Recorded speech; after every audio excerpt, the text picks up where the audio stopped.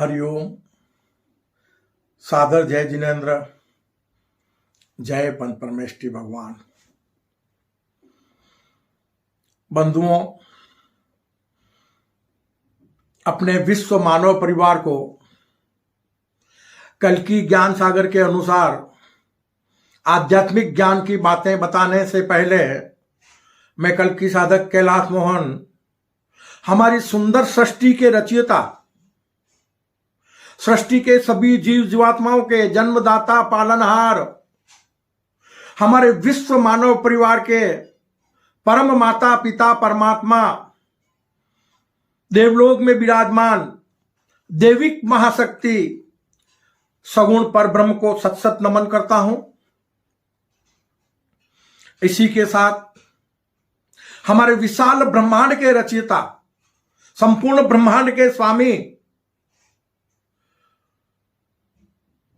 जो ज्ञान विज्ञान और आत्मशक्ति स्वरूप है, जिस दिव्य महाशक्ति को किसी ने बनाया नहीं और जिस दिव्य महाशक्ति को कोई मिटा नहीं सकता, जो अजर अमर अविनाशी निष्कलंक और निराकार है, उस गुरुओं के भी गुरु परम गुरुवर निर्गुण परम ब्रह्म को भी मैं सत सत नमन करता हूं। इसी के साथ हमारी सुंदर सृष्टि में पर ब्रह्म स्वरूप सभी देवी देवताओं को, सभी ग्रह नक्षत्रों को, सूरज चांद सितारों को, धरती और अंबर को, सभी अतिशय क्षेत्र को, सभी सिद्ध क्षेत्र को, सभी ऋषि मुनियों को, सभी महामुनियों को, सभी साधु संतों को और सृष्टि के सभी पर ब्रह्म स्वरूप जीव जीवात्माओं को भी मैं अपने हृदय से सत सत नमन करता हूं। ये हमारे पंच परमेष्टि भगवान हैं और पंच परमेष्टि भगवान को नमन करते हुए सृष्टि के सभी जीव जीवात्माओं के लिए मंगल कामना करता हूं कि सुखी रहे सब जीव जगत के, वृष्टि समय पर हुआ करे। इसी के साथ प्रभु से करबद्ध प्रार्थना है कि हे प्रभु, हमारे विश्व मानव परिवार को वो ज्ञान प्रदान करो, वो सद्बुद्धि प्रदान करो, जिससे हमारी कर्म भूमि पर मानव मात्र परमात्मा स्वरूप बन जाए, हमारी कर्म भूमि अविनाशी स्वर्ग बन जाए, किसी भी कर्म योगी को मरकर स्वर्ग और मोक्ष ना जाना पड़े, कर्म भूमि पर मानव मात्र का अमूल्य मानव जीवन सार्थक हो जाए। इसी भावना के साथ बंधुओं, कल्कि ज्ञान सागर का आज का विषय है मंत्रों के बारे में। आध्यात्मिक ज्ञानानुसार हमारे धर्म ग्रंथों में लाखों मंत्र दिए गए हैं, क्योंकि हम देवलोक में विराजमान देविक महाशक्ति की संतान हैं, जो कर्म भूमि पर अपने आत्म कल्याण करने के लिए अवतरित हुए हैं। तो हमें स्वर्ग सुख प्रदान करने वाले, हमारे जीवन को मंगलमय बनाने वाले एक सगुण पर ब्रह्म ही है, अनेक रूपों में। देवादिदेव एक है, लेकिन उसी ने अनेक प्रकार के रूप धारण किए हुए हैं।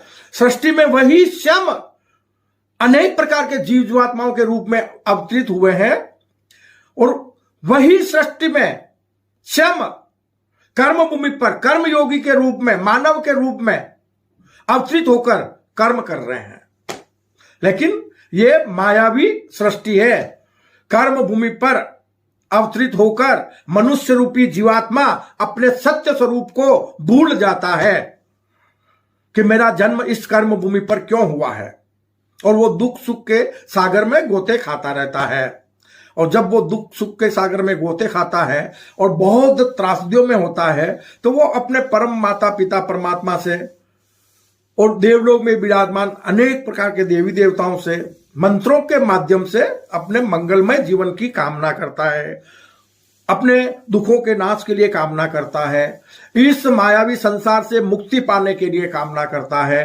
तो ऐसे लाखों मंत्र हमारे धर्म ग्रंथों में बताए गए हैं। लेकिन आज हम आपको बताने जा रहे हैं कि अपनी अपनी जगह आस्था के अनुसार सभी मंत्रों का अपना महत्व है।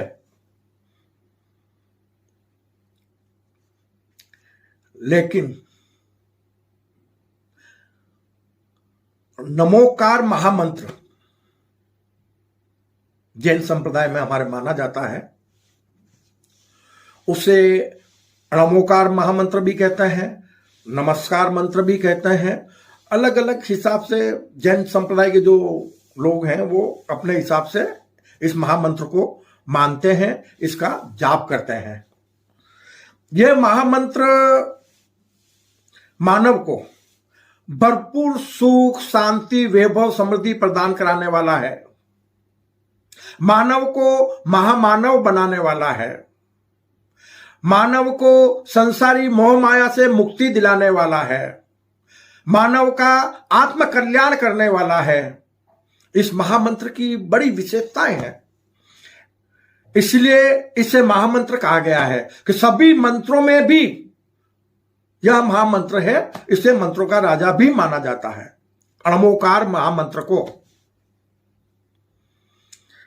मान्यता है कि नमोकार महामंत्र अनादि काल से चला आ रहा है। यह दुनिया आज नहीं बनी है, सृष्टि का सृजन होकर कर्म भूमि बनकर अरबों वर्ष बीत गए हैं, अरबों वर्ष। लेकिन अरबों वर्षों में भी मानव अपने कर्म भूमि पर अवतरण होने का मकसद नहीं समझ पाया, अरबों वर्षों में। और अरबों वर्षों से कर्म भूमि पर महाविनाश होते आ रहे हैं। जब जब कर्म भूमि पर पाप का बोझ बढ़ जाता है तो महाविनाश हो जाता है। क्यों?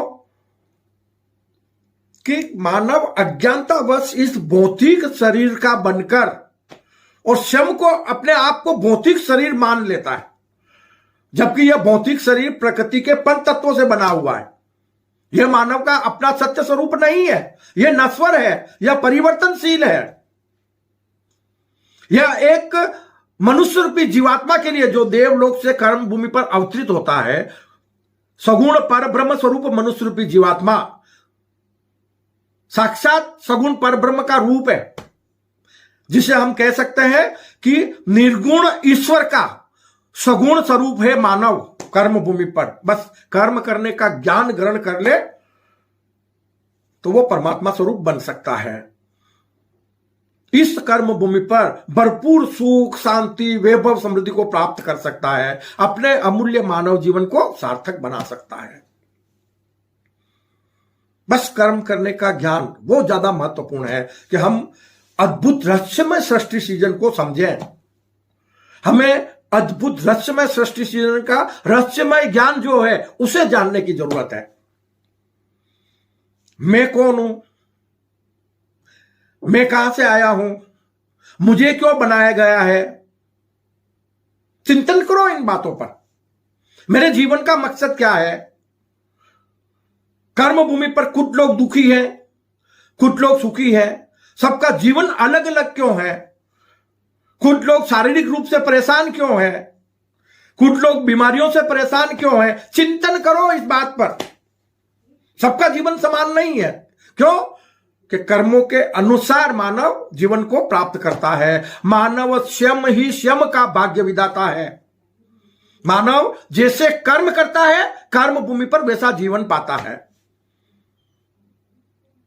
जब तक वो अकर्मी नहीं बन जाए, कर्म करने की विधि को ना समझ ले, ब्रह्म, अध्यात्म और कर्म करने के ज्ञान को ग्रहण नहीं कर ले, तब तक इस मृत्यु लोक से मानव के लिए मुक्ति का और कोई उपाय नहीं है। यह कहता है कल के ज्ञान सागर।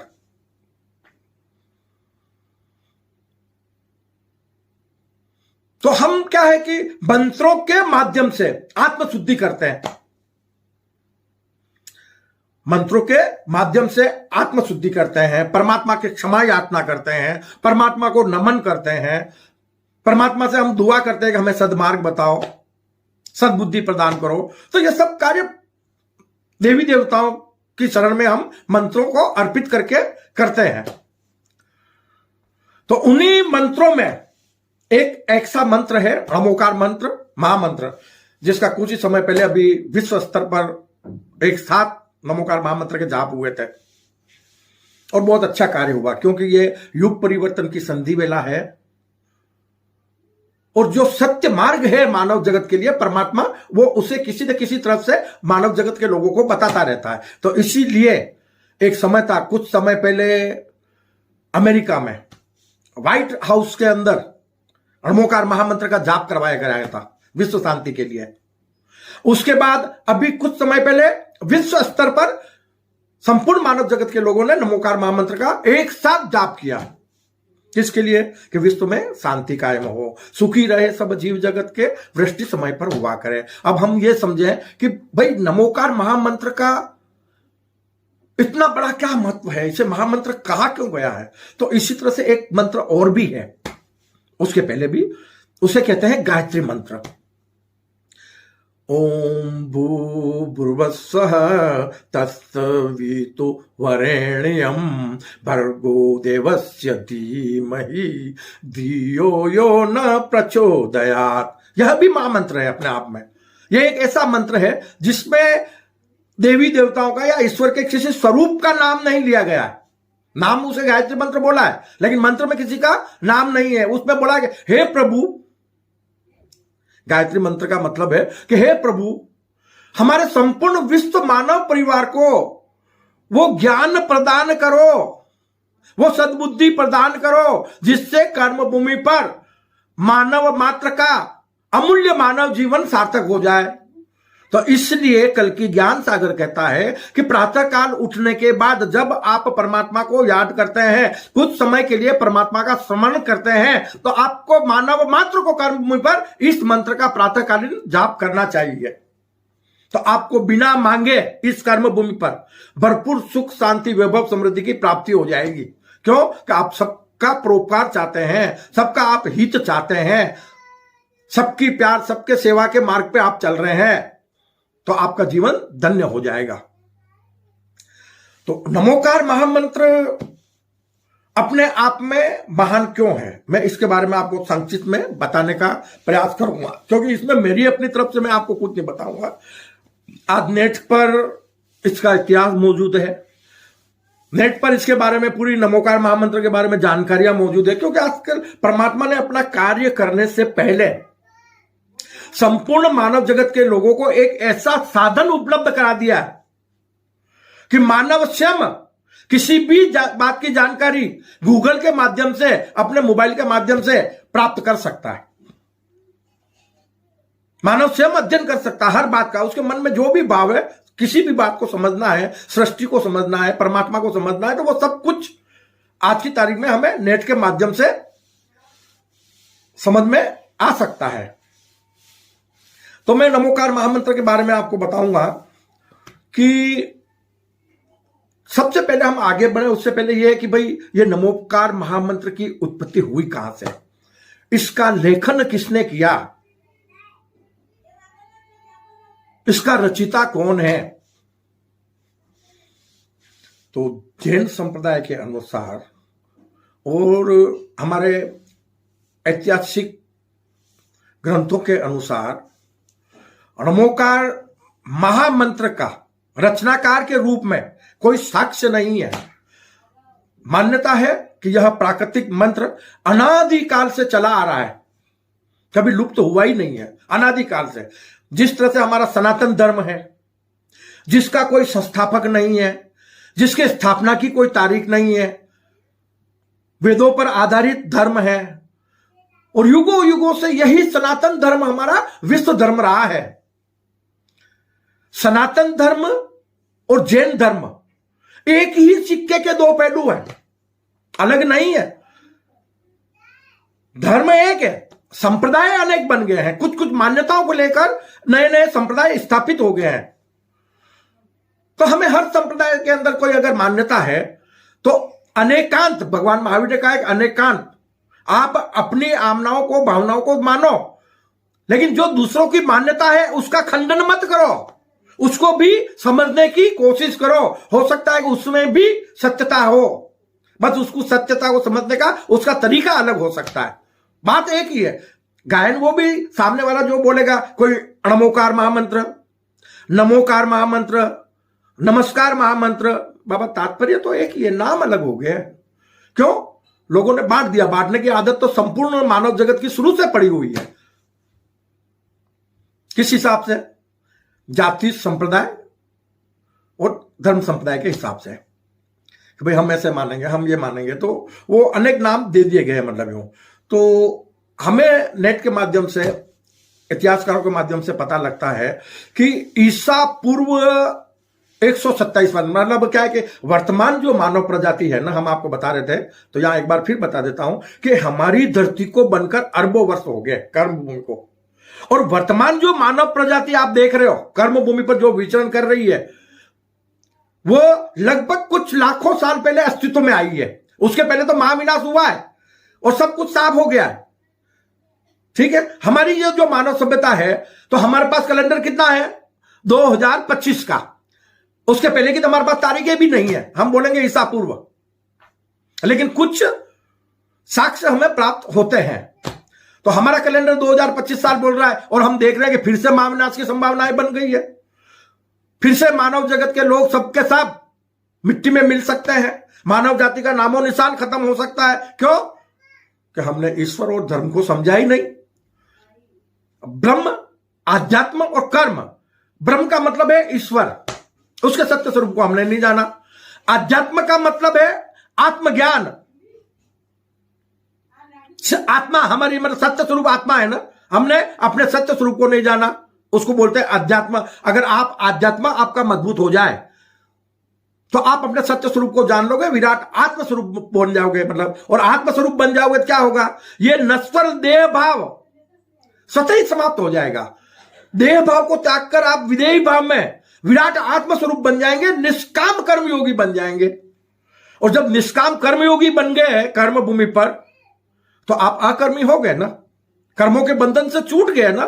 क्यों? कि तेरा तुझको अर्पण, छोटे मोटे कर्म संसार में जीने के लिए कर रहे हो, वो भी शाम को आप परमात्मा के चरणों में अर्पित कर देते हो, तो आपके ऊपर तो कर्मों की पोटली का बोझ रहा ही नहीं ना। तो ये मुक्ति का द्वार है, कर्मों से छूट जाना। और कर्मों से तभी छूट पाओगे जब इस तन से छूट जाओगे।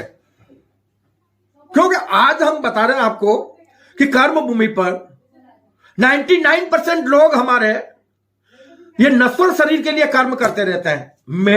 मेरा घर, मेरा परिवार।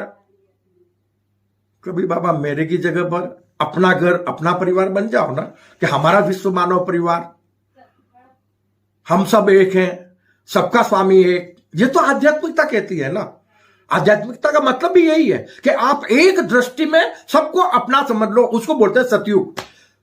सतयुग में कोई भी माता पिता भाई बहन ऐसे कोई रिश्ते होते ही नहीं है। क्यों? कि शरीर ही नहीं है, वो तो शरीर रहते हुए भी आत्मस्वरूपता में जी रहे। तो आत्मस्वरूपता में तो हम सब एक है, सबका स्वामी एक, आत्मा तो एक ही है। जीवात्मा के रूप में हम भिन्न भिन्न हैं।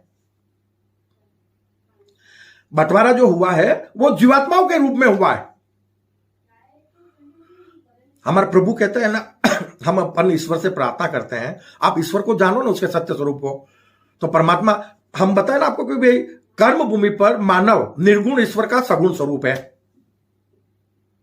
तो कैसे ईश्वर आपको कह रहा है, ईश्वर आपको बता रहा है कि अल्लाह ईश्वर कहते हो मुझको। ये दिव्य महाशक्ति कह रही है, निर्गुण दिव्य महाशक्ति, जिसे हम अल्लाह ईश्वर कहते हैं ना, प्रभु परमेश्वर खुदा गॉड, कि अल्लाह ईश्वर कहते हो मुझको और कहते हो प्रभु परमात्मा, अरे तुम में मुझ में कुछ फर्क नहीं है। भगवान कह रहे हैं, आपके प्रभु कह रहे हैं, मतलब अल्लाह ईश्वर कह रहे हैं कि तुम में मुझ में कुछ फर्क नहीं है, तुम में मुझ में बस फर्क है इतना, तुम सगुण जीवात्म स्वरूप हो मेरा, और मैं हूं निर्गुण तुम्हारी आत्मा, मैं हूं निर्गुण तुम्हारी आत्मा।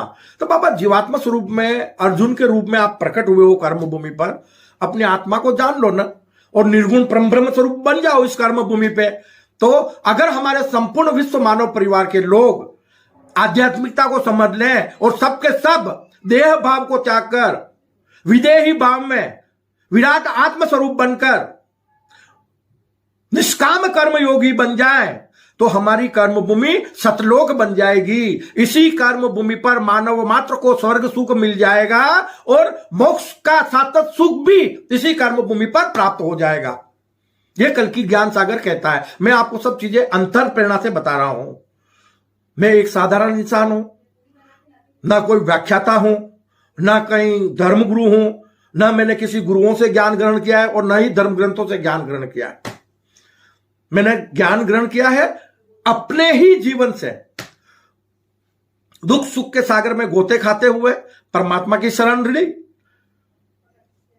और हृदय में परमात्मा का प्राकट्य होकर ज्ञान की प्राप्ति होने लगी और वही ज्ञान के अंश में आप तक अपने विश्व मानव परिवार तक पहुंचाने का प्रयास करता हूं। तो मैं बंधुओं आपको बता रहा था कि परमात्मा को हम जब याद करते हैं तो हमेशा ऊपर देखते हैं कि भगवान का तो दरबार ऊपर लगा हुआ है। बाबा नहीं है, वो आपके साथ है, आपके पास है, आपके भीतर है। ईश्वर, अल्लाह, ईश्वर, प्रभु, परमेश्वर, आप जिसको ढूंढ रहे हो वो आपके भीतर है, बाहर कहीं नहीं है। ऊपर मत देखो। तो निर्गुण परम ब्रह्म कहते हैं परम गुरुवर, जो ज्ञान विज्ञान और आत्मशक्ति स्वरूप आत्मस्वरूपता में मानव मात्र के भीतर विद्यमान है। वो कहते हैं कि ना ही आसमान में है घर बार मेरा, ना ही आसमान में है घर बार मेरा और ना ही कभी जमीन पर उतरता हूं, अजन्मा हूं मैं, क्योंकि शरीर को धारण करता ही नहीं हूं। ना ही आसमान में है घर बार मेरा और ना ही कभी जमीन पर उतरता हूं, रूह बनकर समा गया मैं सभी के भीतर, जीव मात्र के भीतर, मानव समेत, कि रूह बनकर समा गया मैं सभी के भीतर।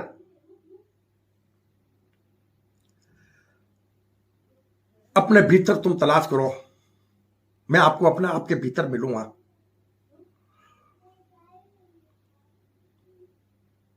उस रूह को जानो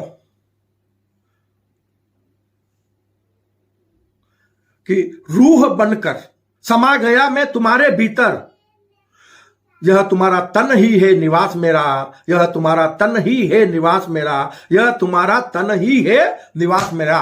ये मानव तन जो है तीन लोकों का संगम स्थल है। इसमें तीनों लोक विद्यमान है मानव तन के भीतर। मानव का ये नश्वर जो शरीर है ये पृथ्वी लोकवासी है, यहां बना यहां मिट जाएगा। ये पंच तत्व भी जो है वो प्रकृति के हैं। तो प्रकृति पर आपकी स्वामिनी कौन हुई? धरती पर माता प्रकृति। किसकी? आपके तन की स्वामिनी। तन आपको दिया है, ये पंच तत्व वापस उसी में विलीन हो जाते हैं प्रकृति में। ये प्रकृति के पंच तत्व हैं। इस शरीर को धारण करने वाला मनुष्य रूपी जीवात्मा देवलोकवासी है, क्योंकि वो सगुण है। देवलोक से आत्मस्वरूप बनने का कोई मार्ग नहीं है, आत्म कल्याण का देवलोक से कोई मार्ग नहीं है। प्रभु ने आत्म कल्याण के लिए कर्म भूमि का सृजन किया है। कर्म भूमि पर आकर ही मनुष्य रूपी जीवात्मा के रूप में जीवात्मा से, सगुण जीवात्मा से पुनः निर्गुण आत्मस्वरूप बन सकता है। तो उसके लिए अपन बोलते हैं कर्म भूमि पर आत्म कल्याण के अलावा और कोई हमारा कार्य नहीं है। तो मनुष्य रूपी जीवात्मा कौन हुआ? देवलोकवासी। तो वो भी हम नहीं है। क्यों? वो तो सगुण पर ब्रह्म है स्वयं। तो जीवात्मा भी हम नहीं हुए, ये भौतिक शरीर भी हम नहीं हुए। तो हमारा सत्य स्वरूप है क्या? तो हमारे भीतर विद्यमान हमारी आत्मा, जो आत्मा निर्गुण परम ब्रह्म का अंश है। हम अंशज है निर्गुण परम ब्रह्म के। हम संपूर्ण मानव जगत के लोग अंशज है निर्गुण परम ब्रह्म के और वंशज है सगुण परम ब्रह्म के। वो हमारे माता पिता कौन है? सगुण है। कौन है? देविक मां शक्ति। हमारा पालन पोषण कौन करता है? देविक मां शक्ति। हमें सब कुछ सुख सुविधा है, या दुख सुख कौन देता है? तो देवी मां शक्ति। हमारे कर्मों के अनुसार हम स्वयं ही स्वयं के भाग्य विधाता हैं, जैसे कर्म करते हैं वैसा फल पाते हैं। तो अद्भुत रहस्यमय सृष्टि सीजन को समझने की जरूरत है। तो उसको समझने के लिए अनेक प्रकार के हम लोग धर्म के नाम पे जाति, पंथ, संत, संप्रदाय बना के आपस में लड़ रहे हैं। तो लड़ रहे हैं तो क्या कर रहे हैं? नफरतें कर रहे हैं। और नफरतें कर रहे हैं तो क्या हो रहा है? धरती पर, हमारी कर्म भूमि पर पाप का बोझ बढ़ रहा है।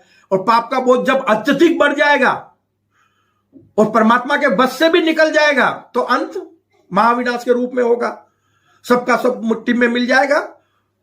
फिर हमारे सगुण परमात्मा, परब्रह्म, परम माता पिता परमात्मा नवीन सृष्टि का सृजन करेंगे और हम मनुष्य जाति को यहां तक पहुंचने में फिर से 2025 वर्ष लग जाएंगे।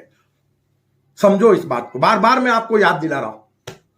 अंतर प्रेरणा से परमात्मा की जैसी वाणी है वही मैं आपके सामने रखने का प्रयास करता हूं कि मानव से आप लोग महामानव बनो।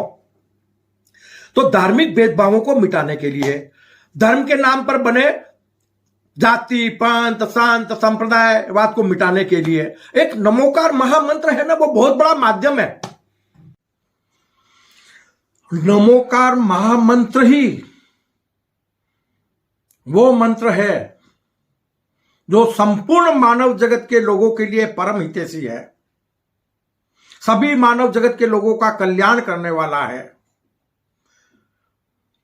नमोकार मंत्र को महामंत्र क्यों कहा गया? क्योंकि नमोकार महामंत्र में किसी भी अवतारी महापुरुष का, किसी भी धर्म गुरुओं का, किसी भी साधु संतों का नाम नहीं लिया गया है, पर ब्रह्म स्वरूप उन भव्य जीवात्माओं को समान रूप से नमन किया गया है। नमो अरिहंताणम। वो संपूर्ण मानव जगत के लोगों के गुरु हैं। कभी भी कोई भी अवतारी महापुरुष कर्म भूमि पर हमें कर्म करने का ज्ञान देता है, वो किसी जाति संप्रदाय के विशेष लोगों को नहीं, वो संपूर्ण मानव जगत के लोगों को देता है, संपूर्ण विश्व मानव परिवार को देता है। तो नमोकार महामंत्र सभी अवतारी महापुरुषों को, सभी साधु संतों को, सभी धर्म गुरुओं को समान रूप से नमन करता है, जो कर्म भूमि पर अवतरित होकर हम मानव जगत को कर्म करने का ज्ञान देते हैं। हमें नमोकार मंत्र प्रेरणा देता है कि अपने धर्म गुरुओं को, पर ब्रह्म स्वरूप धर्म गुरुओं को नमन करते हुए उनके द्वारा बताए गए धर्म के मार्ग पर चलकर कर्म भूमि पर अपने अमूल्य मानव जीवन को सार्थक बनाओ।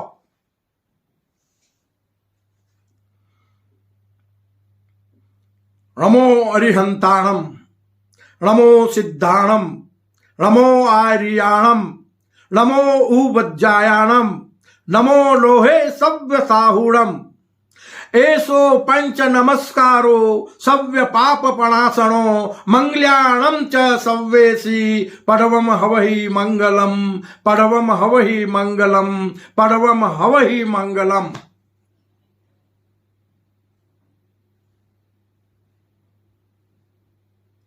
सभी धर्म गुरुओं को नमन करते हुए नमोकार महामंत्र के माध्यम से और अपने विश्व मानव परिवार के सभी लोगों के लिए, सृष्टि के सभी जीवों के लिए जो मंगल कामनाएं करने का ज्ञान देता है, वो है नमोकार महामंत्र, जो सृष्टि के जीव मात्र के प्रति कल्याण की भावना रखने का संदेश देते हैं। साथ ही नमोकार महामंत्र की एक बहुत बड़ी महिमा है। एक को जानो, एक को मानो और अपने अमूल्य मानव जीवन को सार्थक बनाओ। वो ज्ञान भी, वो प्रेरणा भी नमोकार मंत्र से मिलती है। कैसे मिलती है? क्यों नाम नहीं लिया गया किसी धर्मगुरु का नमोकार महामंत्र में? क्योंकि गुरुओं का भी गुरु, ज्ञान के दातार सिर्फ एक है। यह बहुत गहरी बात है। इस बात को आपको समझने की बहुत ज्यादा जरूरत है, जो अवतारवाद को मिटाती है। कर्म भूमि पर हम मानव जगत के लोग ईश्वर के नाम पर अनेक प्रकार के देवी देवताओं की पूजा करते हैं, अनेक प्रकार के अवतारी महापुरुषों की अलग अलग पूजाएं करते हैं। नमोकार महामंत्र में किसी को अलग अलग नमन नहीं किया गया है, अलग अलग पूजाएं करने का विधान नमोकार मंत्र में नहीं बताया गया है। सामूहिक रूप से सिर्फ नमन किया गया है।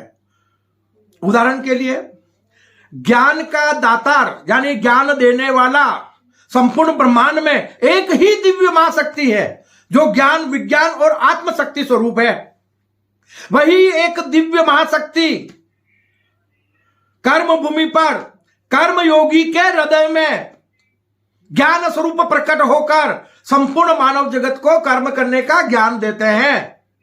तो ज्ञान देने वाला कहां है? मानव तन के भीतर।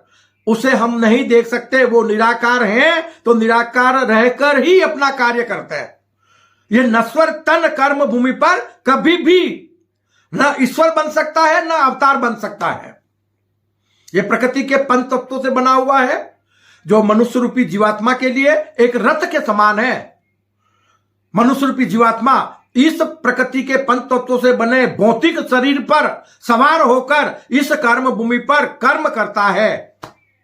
लेकिन कर्म करने वाला कौन है? यह शरीर नहीं है ना, वो भीतर का मनुष्य रूपी जीवात्मा है, जिसे अर्जुन स्वरूप कह सकते हो। तो कर्म करने का ज्ञान देने वाले आत्मस्वरूपता में उसी मनुष्य के भीतर आत्मा में विद्यमान है। कर्म भूमि पर हम सभी मनुष्य, आपको बताया ना कि कर्म भूमि पर हम सभी मनुष्य आत्मस्वरूपता में निर्गुण परम ब्रह्म के अंशज हैं और जीवात्मा स्वरूपता में सगुण पर ब्रह्म के वंशज हैं। वो हमारे एक तरफ माता पिता है और एक तरफ हमारे गुरु हैं। जो निर्गुण स्वरूप में ईश्वर है वो हमारे परम गुरुवर है, और जो सगुण स्वरूप में देवी मां शक्ति है वो हमारे परम माता पिता है, हमारे जन्मदाता पालनहार है। गुरु गोविंद दोहू खड़े काको लागू पाए, बलिहारी गुरु आपने गोविंद दियो बताए। बहुत गहरा ज्ञान है इसमें, समझो इस बात को। यह मानव तन है और इस मानव तन को मैं मेरे सामने गुरु के रूप में खड़ा हुआ है, तो मैं ईश्वर को पहले नमन करूं या गुरु को पहले नमन करूं? तो कल की ज्ञान सागर के अनुसार निर्गुण परम ब्रह्म कहते हैं कि तुम अपने गुरु को नमन करो। तो जब तुम अपने गुरु को, ये भौतिक शरीर धारण किए हुए गुरु को सगुण स्वरूप में नमन करते हो, तो मुझे उसके साथ नमन हो जाता है। क्यों? कि मैं इसी गुरु के भीतर आत्मस्वरूपता में विद्यमान हूं। तो एक साथ दोनों को नमन हो गया, निर्गुण परम ब्रह्म को भी और सगुण पर ब्रह्म को भी। उनको जीवात्मा स्वरूप में, ये आत्मा स्वरूप में। तो सारी महिमा इस भौतिक शरीर के भीतर है। यह भौतिक शरीर हमने बताया ना कि 3 लोकों का संगम स्थल है। यह भौतिक शरीर 3 लोक का संगम स्थल है, प्रकृति के पंच तत्वों से बना हुआ। यह मानव तन पृथ्वी लोकवासी है। जब जीवात्मा इसको त्यागेगा, मनुष्य रूपी जीवात्मा अपने कर्मों के अनुसार त्याग के जब नया शरीर धारण करेगा, तो ये प्रकृति के पंच तत्व वापस पुनः प्रकृति में मिल जाएंगे। इस तन को धारण, प्रकृति के पंच तत्वों से बने तन को धारण करने वाला मनुष्य रूपी जीवात्मा देवलोकवासी है, वो परब्रह्म स्वरूप है। तो वो भी रूप हमारा नहीं हुआ और ये भौतिक शरीर भी हमारा नहीं हुआ। तो हमारा है कौन है? हमारी भीतर की आत्मा। तो कर्म भूमि पर हमारा मकसद कर्मयोगियों का विराट आत्म स्वरूप बनकर अपना आत्म कल्याण कर लेना, बस इतना ही मकसद है। और उसके लिए हमें ईश्वर के सत्य स्वरूप को और अवतार के सत्य स्वरूप को जानना जरूरी है। हम अवतार अनेक प्रकार के पूछते हैं, जबकि एक है अवतार, एक है। कौन है अवतार? कौन लेता है? निर्गुण परम ब्रह्म जीवात्मा स्वरूप में। सभी मनुष्यों में जीवात्मा स्वरूप में निर्गुण परम ब्रह्म है। बस कौन कर्मयोगी संपूर्ण मानव जगत का परम हितैषी बनकर और उनके प्रति स्नेह भाव रखते हुए उन सबका कल्याण चाहता है, ऐसे मनुष्य रूपी जीवात्मा में सगुण पर ब्रह्म का प्राकट्य हो जाता है। सबकी सेवा, सबसे प्यार करने की भावना रखने वाले मनुष्य के हृदय में, उस कर्म योगी के हृदय में सगुण पर ब्रह्म का प्राकट्य हो जाता है। जब सगुण पर ब्रह्म उस जीवात्मा में प्रकट हो जाते हैं तो उसके बाद निर्गुण परम ब्रह्म का उस जीवात्मा की आत्मा में ज्ञान स्वरूप अवतरण होता है, और फिर निर्गुण और सगुण दोनों का मानव तन के भीतर एकाकार हो जाता है। तो निर्गुण और सगुण का भेद मिट जाता है। तब उस मनुष्य रूपी कर्मयोगी के तन के माध्यम से कर्म भूमि पर धर्म की स्थापना और प्रभावना के कार्य होते हैं। तो कार्य करने वाला है तो एक ही है, निर्गुण परम ब्रह्म, और उन्हीं का सगुण पर ब्रह्म। वो परम ब्रह्म जो है वो निर्गुण है, पर ब्रह्म जो है वो सगुण है, और उन दोनों का मिलन होता है मानव तन के भीतर, जिन्हें हम देख नहीं पाते हैं। इसके बारे में गीता में बड़ा विस्तार से बताया गया है कि अवतार मानव तन के भीतर होता है, बाहर नहीं।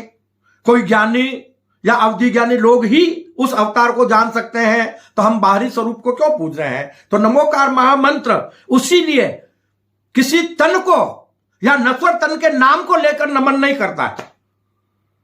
भव्य जीवात्माओं को, परब्रह्म स्वरूप भव्य जीवात्माओं को, परम गुरुओं को नमन करता है। यह सबसे बड़ी विशेषता है। उदाहरण के लिए देखो, आध्यात्मिक ज्ञानानुसार हमारे जैन धर्म में 24 तीर्थंकर होते हैं। इसी प्रकार हमारे सनातन धर्म में 24 अवतार माने गए हैं। और जिस प्रकार हमने 24 तीर्थंकर और 24 अवतार माने हैं, ऐसा ही हमारे इस्लाम धर्म में 24 पैगंबर माने गए हैं। तो वो सब जो 24 अवतार है, 24 पैगंबर है या 24 तीर्थंकर है, उनमें प्राकट्य तो एक ही दिव्य मां शक्ति का होता है, निर्गुण परम ब्रह्म का ज्ञान स्वरूप। वही तो ज्ञान देने वाले हैं, और वो संपूर्ण मानव जगत के लिए ज्ञान देते हैं। ये एक अलग बात है कि लोग अपनी मानसिकता से उसको बंटवारा कर लेते हैं या उसके नाम पर जाति संप्रदाय बना लेते हैं। तो हमें इस ज्ञान को समझने की जरूरत है। जैसे उदाहरण के लिए भगवान विष्णु के 24 अवतार माने गए हरि के सनातन धर्म के अनुसार, ठीक ना। तो फिर जो कृष्ण है वही राम हुए, और जो राम है वही कृष्ण हुए। तो हम और कृष्ण और राम दोनों को क्यों पूजना है? हमें तो उस सगुण परब्रह्म को पूजना है जो कृष्ण के भीतर भी थे और राम के भीतर भी थे। तो अवतार तो भीतर हुआ था, तो पूजनीय तो एक ही हुआ। कौन हुआ? सगुण परब्रह्म, देवादिदेव महादेव, जिसका स्वरूप अर्धनारीश्वर है, जिन्हें हम शिव शक्ति कहते हैं, जिनका प्रतीक शिवलिंग है। तो आध्यात्मिक ज्ञान अनुसार वो भी निराकार है, उन्होंने भी शरीर धारण नहीं किया, और उस निराकार का प्रतीक ही शिवलिंग है। इसलिए आगम के अनुसार शिवलिंग को पूजनीय माना गया है। कहते हैं कि एक शिवलिंग की पूजा करने से सृष्टि के सभी देवी देवताओं की पूजा हो जाती है। क्यों? कि सृष्टि के सभी देवी देवता ही उस परम देव्य महाशक्ति से प्रकट हुए हैं, देवादिदेव महादेव से प्रकट हुए हैं। वो देवादिदेव महादेव का स्वरूप है। तो एक को जानो, एक को मानो, और अपना अमूल्य मानव जीवन सार्थक बनाओ। तो ये चीज हमको नमोकार महामंत्र से सीखने को मिलती है, क्योंकि यहां किसी का नाम लिया ही नहीं गया है। नमो अरिहंतारम, आज तक जितने भी अवतारी महापुरुष हुए कर्म भूमि पर, सबको एक साथ नमन किया, और उनको नमन करके नमोकार मंत्र बोलते हैं कि उनके बताए मार्ग पर चलकर अपना आत्म कल्याण करो, अपना अमूल्य मानव जीवन को सार्थक बनाओ। तो ये ज्ञान की जो बातें हैं, कल की ज्ञान सागर जो मानव जगत को बता रहा है, वो सिर्फ धार्मिक भेदभाव को मिटाने के लिए है। और हमारे धार्मिक भेदभाव को मिटाने के लिए नमोकार महामंत्र सर्वश्रेष्ठ मंत्र है, जो लोगों को सद्मार्ग बताता है, मानव मात्र के प्रति प्रेम के भाव जागृत करता है। तो इसलिए बंधुओं, युगा अनुसार हमें अपनी धार्मिक सोच को बदलना होगा। ईश्वर के सत्य स्वरूप को, अवतार के सत्य स्वरूप को जानना होगा। इसीलिए यह प्राकृतिक मंत्र है, नमोकार महामंत्र। और अपने अमूल्य मानव जीवन को कर्म भूमि पर सार्थक बनाने के लिए हमें एक साथ मिलकर नमोकार महामंत्र का जाप करना होगा, जैसा अभी हमने किया था। तो उससे विश्व में शांति कायम होगी। हमें प्रतिदिन प्रातःकाल या उसके बाद भी जो समय मिलता है तो नमोकार महामंत्र का जाप करते रहना चाहिए।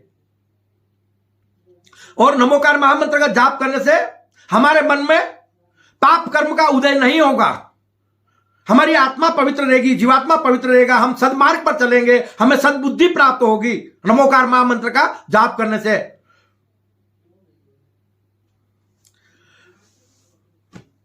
अब हम जैसे पूजा करते हैं राम की, कृष्ण की या अदरवाइज 24 तीर्थंकरों की अलग अलग पूजा करते हैं। अब जैसे बताया भाई हमें राम और कृष्ण की पूजा नहीं करके, मानो एक सेकंड के लिए आप ये सोच लोगे हरि विष्णु की पूजा करनी चाहिए, क्योंकि 24 अवतार तो हरि विष्णु रहते हैं, तो 24 अवतार का जो मूल है वो तो हरि विष्णु है। तो बाबा हरि विष्णु भी कौन है? अवतार बताए गए हैं। तो हरि विष्णु भी शिव शक्ति से प्रकट हुए हैं। उन्होंने सृष्टि का सृजन और विस्तार करने के लिए अपनी इच्छा शक्ति से ब्रह्मा, महेश और विष्णु की स्थापना की, और उनके साथ ही सरस्वती, लक्ष्मी और पार्वती को स्थापित किया अर्धांगिनी के रूप में, और उन्होंने सृष्टि का सृजन विस्तार से किया। तो हरि विष्णु भी शिव शक्ति का स्वरूप है। तो फिर हमें शिव शक्ति जो मूल है सगुण परब्रह्म में, तो उसकी ही तो सेवा पूजा करनी चाहिए। वो ही तो हमारे जन्मदाता पालनहार है। तो इस प्रकार हम नमोकार महामंत्र के माध्यम से सत्य को जाने, एक को जानो, एक को मानो और अपना अमूल्य मानव जीवन को सार्थक बनाओ। इसी भावना के साथ मैं अपनी वाणी को विश्राम देता हूं। जय अहिंसा, ओम विश्व शांति, सत्यमेव जयते, सत्यमेव जयते, सत्यमेव जयते।